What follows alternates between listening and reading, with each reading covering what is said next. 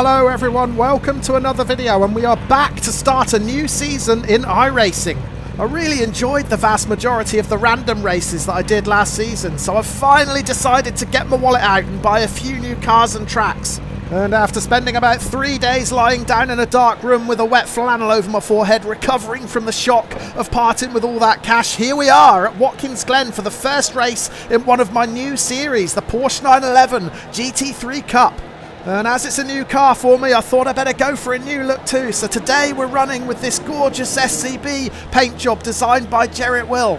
I'll pop a link to his trade in paint showroom in the description to this video, so if you want to race in one of these liveries, you know where to go. And if you also want to buy Jerry a coffee to thank him for his efforts, there'll be a link to do that too. But we're just about ready to get underway here at Watkins Glen, and already I've realised that this new car is going to be a steep learning curve. There's the qualifying times, and as you can see from the grid, we are well off the pace. We're at least 1 to 3 seconds slower than any other driver who put in a qualifying time, so that means we are up against it here. We've got a lot of work to do. There's no ABS, there's no TC, and with the rear mounted engine, we're really going to have to master the art of trail braking over the coming 12 weeks if we're going to get the best out of this car. So with all that in mind, today's first race is purely about the learning experience. We're certainly not going to take any chances, we're not going to push too hard, and we're going to try and keep ourselves as safe as possible, because another thing to remember about this series is there's no fast repair, so if we pick up damage, it's race over.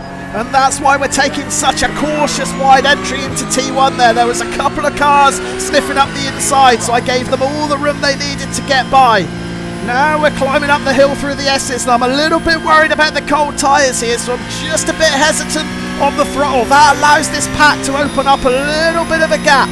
But just look how close they are as we come down this back straight. They're 3 wide, jostling for position, so at this point I'm grateful that there's a little bit of daylight between us. And as we get to the end of the straight, I can barely watch, because surely they're not all going to get through in one piece. We've lost one car spinning out in a cloud of smoke to the left. 2 other cars were in contact. They ran a bit wide. One is still on the inside, so we've got to be careful not to turn in on him. We'll give him all the space he needs. Garcia it was, but yeah, we've given him that position back. I didn't want to defend that too aggressively at this early stage of the race. Like I said on the grid, this is all about self-preservation.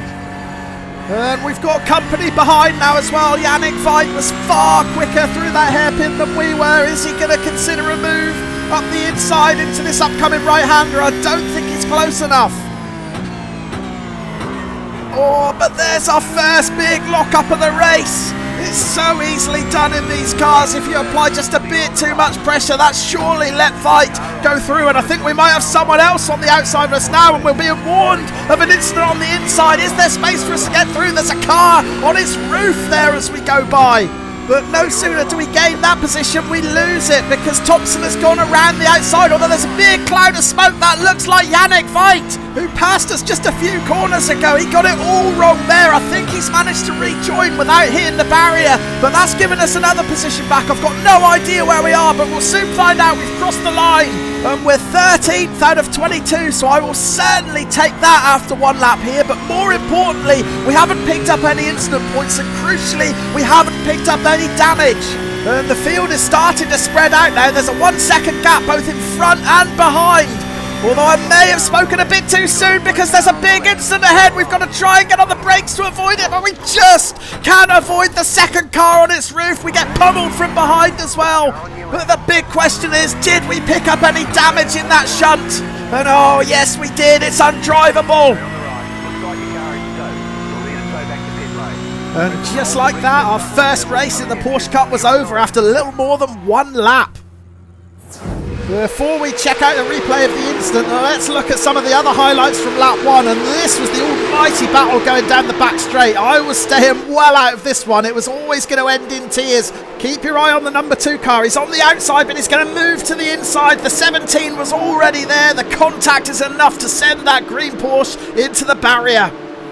Later in the lap, we passed a car on its roof. That was the number 7 car of Patrick Barthel, the Red Bull, and he's actually fighting for the lead at this point, but just gets on the gas. Again, no traction control, slides into the barrier, and it rolls the car upside down as all the pack charge past. But let's fast forward and see what caused the race-ending incident, and keep your eye on that blue car, the number 8. He's looking for a gap that just doesn't exist up the inside, and then after that all hell breaks loose. The number 14, Alvaro Rodriguez, gets spun around 180 degrees. The number 2 car, Balint Pajesi, gets launched into space, and then several more cars plough in, including me. And this was really frustrating because it's not like I wasn't forewarned. I saw this accident unfolding from way off, but I just couldn't stop the car. I knew that if I hammered the brakes, I'd lock up, and then I'd have definitely been a passenger. I was trying to slow down sensibly. We got past one car, but we just couldn't avoid the upside down number 2. Just managed to squeeze past the first car, but yeah, we were unsighted with that car on its roof, and sadly the damage that we picked up was severe. So that shunt resulted in a pit stop that lasted more than 13 minutes, so the vast majority of this race is spent watching the timer countdown. Incredibly frustrating. We managed to get one more lap in. As you can see, we're just leaving pit lane now. The white flag's already out, so the leaders are on their final lap.